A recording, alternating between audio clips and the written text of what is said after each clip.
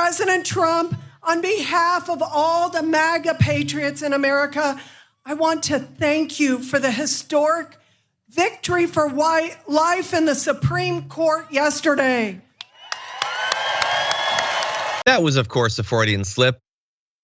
I think, I hope, probably not. She probably said what she wanted to, and the crowd loved it, by the way. They were cheering. But anyway, the right is very excited. And when I say the right, I don't just mean Republican Representative Mary Miller, who had Trump stumping for her there. No, the right is really excited about getting rid of Roe v. Wade, about the end of reproductive rights. But not just the Supreme Court guarantee that you have this right. That's not enough for them that red states are stripping this away. They want to go way further than that. As I'm sure you've seen over the past few days, the GOP is eyeing in a variety of different ways federal abortion restrictions after the Dobbs case that was taken up. And not just at the state level, by the way. There will be new bills at the state level, but there will also be federal legislation. Representative Jim Banks, Republican, said there are, quote, lots of legislative vehicles that are getting broad Republican support, from a 15-week ban to a heartbeat bill, which is propaganda, it doesn't mean anything, to a total ban. Just, like, we've had times where the right has gone from this should be a states' right thing to, oh wait, do we have more power than I thought? We should just ban it entirely. Never has it progressed as quickly as it is these days. Representative Bob Good, by the way, another Republican from Virginia, said he's championed a total abortion ban.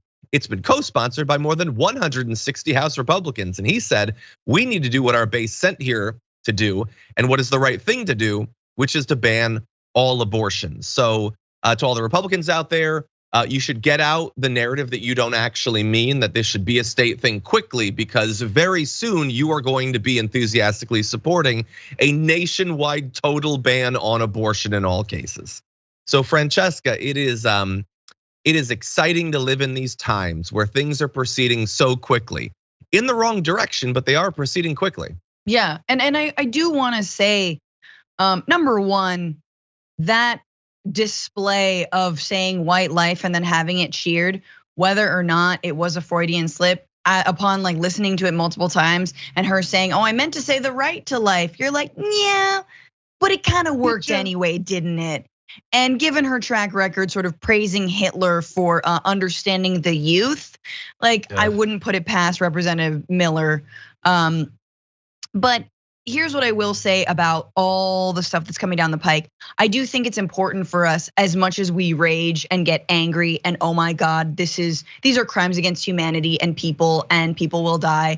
And it is unconscionable, especially me as a pregnant woman right now, thinking about the idea that I might need an abortion in a third trimester.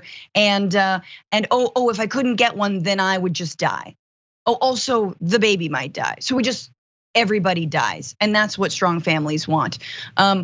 Put all that aside.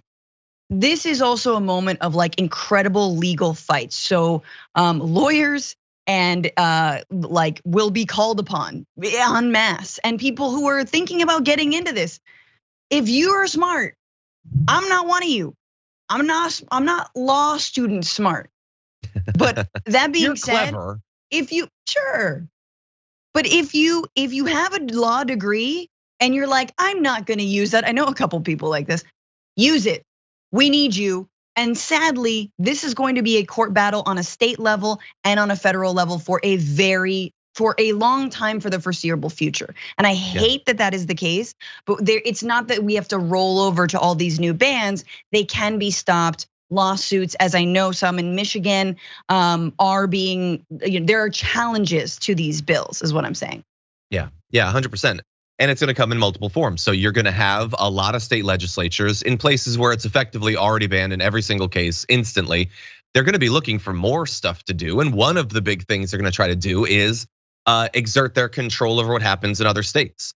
So in the same way that some blue states are trying to make themselves a better place for people who live in the 1950s in a red state to go to exercise the freedoms they had last Thursday, the right is going to be trying to figure out ways to lock up people when they come back. That's what they're going to be doing. We are basically, as many people have acknowledged, in a reproductive rights focused fugitive like slave law state. That's where we're at in America. Yeah. Where you have this massive distinction where literally like stepping over a border and over a border, you have rights, you don't have rights. You have them right now, oops, there they go.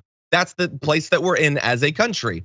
And they're not happy for you to cross over to the place where they recognize your fundamental humanity. And so they will track you down. And if you ever go back in there, you could be facing massive fines, you could be facing jail time. That's what's going to happen to you in America. And then looming over all of it is that they're just gonna try to ban it everywhere.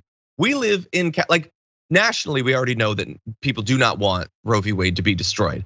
But we also know there are places like California where it's such a minority opinion, it doesn't matter. They're going to convince conservative Republicans in Mississippi that their rights are being threatened in some way if someone living in Sacramento exercises the rights they've had their entire life. And so they will be coming for that. That is coming up. And so there shouldn't need to be next steps for people to understand that we have to fight back against this, but they are coming.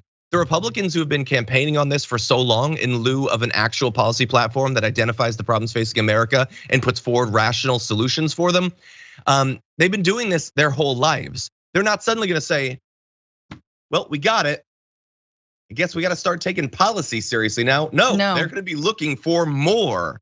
Everybody does the comparison to the dog that's chasing a car and finally it's caught it. And so what does it do now? Well, it's Republicans, so it's probably gonna chew the hell out of the car and then go look for something else to attack. Well, usually in that analogy, your movement loses because the dog will get hurt by the car. But in this case, no, like the dog lifts up car, spins it overhead and throws it at a group of protesters. That's sort of what I'm seeing is going to happen. And I think we need to remember that exactly you're right. Like we are going back to a time when the right and people like Ben Shapiro, like you have co-opted civil rights language to make it about themselves, and because they think we're so far gone. That's why the Supreme Court, the Voting Rights Act was gutted by the Supreme Court, was because it was like, well, we don't need this anymore because we're like everything's fine and there is no more racism. So we're slowly like rolling everything back to the point where actually it's not a meta comment, it's not ironic, it's not a well now the mantle of freedom is upon white people. No, it's just resegregation, like a rolling back of rights for all people, women, LGBTQ plus people, like Black Americans, obviously. So like this is gonna keep on happening, and we need to reclaim the mantle of freedom rhetorically. Like freedom is now the progressive and left mantle. This is an issue of freedom, as so many of these rights that we have gained over the last 50, 100 years is. Yeah, 100%. Yeah, they will say that it's about civil rights when what civil rights is supposed to be about finding the people who have been discriminated against structurally and individually and getting them up to a level of equality with everyone else. Instead now, it is taking the people who are in the strongest, most dominant position in the country and increasing their ability to choose what other rights other people have based on religious dogma or whim or whatever the libs of TikTok account tweeted that day. That's what it is to them.